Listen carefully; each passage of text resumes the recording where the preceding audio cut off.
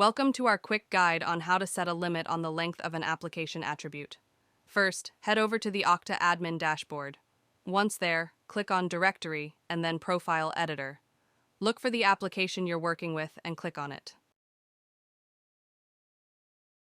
Next, find and click on the Mappings option. Now, you'll see a tab labeled Okta to Application Mapping. Here, you're going to adjust the attribute length to match what your application needs.